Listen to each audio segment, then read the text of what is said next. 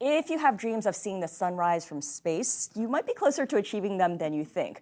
Space tourism company Worldview will begin commercial flights to space in 2024. I'm thrilled to welcome Adrian Grenier, actor, environmentalist, and the just-announced Chief Earth Advocate for Worldview to our studio, alongside Ryan Hartman. He is CEO and President of Worldview. Thank you both so much for being here, guys. Yeah. Thank you. Adrian, tell me about what drew you to this role, how this came about. Well, I've been dreaming of going to space for pretty much as long as I've been alive. And when I got the opportunity to come work for a space tourism company, I said, of course. But beyond that, the mission of Worldview isn't just to use technology to escape Earth or go to Mars. It's actually to use the technology for introspection, to look back down and reflect on our beautiful Earth and see how interconnected we all are, and see how we can actually contribute to a radically improved future. So it's actually Earth focused. We want to actually make a better Earth. And Ryan, as part of the experience of going to space, you're going to really double down on that idea of appreciating Earth, because the whole experience starts with time spent on Earth, and the place that you're going to be taking off from really situates people in that mind frame. That's exactly right. So we're designing 7 spaceports around the world in what we call 7 Wonders of the World Stratospheric Edition. The whole idea is to introduce people to unique places on the Earth so that they can immerse themselves in the beauty of the planet, the fragility of the planet, and then use the trip to the edge of space to experience contrast. And experience, recognizing something that you just spent a lot of time exploring and seeing it from space. And it really creates an awe-inspiring and really a peak experience for people. And this is not a new concept either, right, Adrian? I mean, astronauts have experienced something like this. It's called the overview effect? Or the worldview effect. I mean, really, it's a change. Yeah, it's a profound change in perspective in which you gain some distance and you can start to see your role. It's a humbling experience.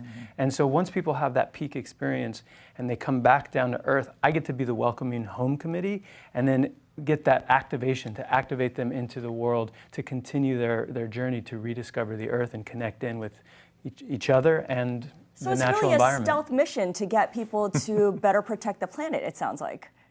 I mean, I wouldn't dictate what their takeaway will be. I'm just here to offer an opportunity for them to continue to explore, because a lot of times these experiences are a flash in the pan and you don't even know how to make sense of it. So really, this is a community of people coming together who've all had that experience and connecting with organizations and programs around the world so they can start to show their love for that experience. Because when you see it from space, you're like, oh, I want to be closer to that. And when you come back down to Earth, we give you an opportunity. Right, you have to leave the planet to appreciate the planet. That's something astronauts have experienced. I mean, you experience when you leave home and go to another country. So I feel like we got ahead of ourselves here. I want to get some of the basics down on this space flight. Ryan, talk me through everything. First flight will be 2024. What needs to happen between now and then? How close are you to running a test flight? Well, the company's been around for 7 years. We've been conducting flights since 2014. Our very first thing that we ever did was take Alan Eustace to the edge of space so that he could break the world record for the highest skydive and the longest free fall. And so we've been well into the business of stratospheric ballooning. What we're doing now is designing a new capsule, that capsule designed to amplify the customer experience and to really focus on the 6 to 8 hours that customers will be in the stratosphere, and then working on the spaceports themselves. We're going through the regulatory process now, which is FAA Part 450. That's a commercial spaceflight license, and we expect to have that in 2023. Okay, so the first trial flights will probably be 2023 as well. Adrian, have you gone to space yet on Blue Origin or Virgin Galactic? No, I haven't. I'm saving my trip. The Virgin flight will be on Worldview. Well, because of the extent of the experience, right? It's not a 3-minute joyride. It's a 6 to 8 hour profound experience. And by the way, Worldview is bringing unprecedented access to people around the world. It's less expensive and giving more people an opportunity to have that severe cognitive change in perspective. Less expensive means what? I mean, we're talking millions or not millions? No, it's $50,000 per ticket. That's not, I mean, yes, it's more affordable, but it's not exactly accessible to huge swaths of the population. No, but it is moving towards accessibility, attainability. And so, we recognize $50,000 is still a lot of money. That said, we're offering financing, flexible financing, and partnering with groups like Spaceflight for Humanity, that focuses on finding people who will have a positive impact on the planet and gifting them a seat on any of the operators. But for us, our very first flight will be on Spaceflight for Humanity. 8 people who won a ticket, if you will, were selected to go to the edge of space because they'll have a positive impact on the planet. Do you think that over time that $50,000 can be brought down significantly? Of course, yes. And for us, it's all about staying true to what we believe to be 4 fundamental pillars of space tourism. It's about place, it's about time, it's about attainability, and it's about accessibility.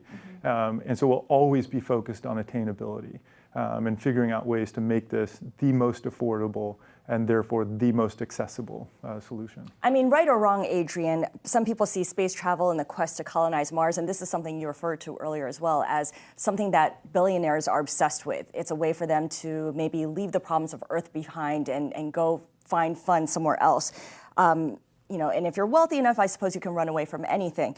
How do you reconcile that perception with what's being on offer here? Yeah, well, frankly, if I was offered a job with one of them, I couldn't reconcile it. But the mission of Worldview is so in line with who I am and the work I've been doing for the past 20 years to bring deeper connection with the Earth. I think this is an incredible opportunity because once we reach that critical mass of humans who have a deepened experience and recognize our interconnectedness to the Earth, I think we'll start to see radical changes for the better. And of course, you want to choose very carefully when you do pick the other 7 passengers to go up to space with you. Well, I get to choose my own 7, right? Yes, that's right. Yeah, so I am, and in fact, all of you out there, help me. Like, who should I bring? What kind of influencers would you bring to really be able to spread the message of protecting the Earth the way that you want to? Yeah, and that's the question. I get to build this role. I don't believe anybody's ever had this role. And I'm asking people, because I really am a liaison between Worldview and humans around the world. So I'm asking everybody, the audience, to come help me. Hit me up on social. You can actually sign up right now to get a ticket as well. So this is the beginning of my interface with all people so that I can crowdsource what this role will be and who I should bring. What kind of feedback have you gotten so far from people in the environmental circles that you're so active in? I think people are right now in shock, as I am, like, what? We get to go to space? Because it does feel inaccessible for the most part if you see those rocket ships coming. But this is something that's going to be very familiar and very commonplace in the very near future.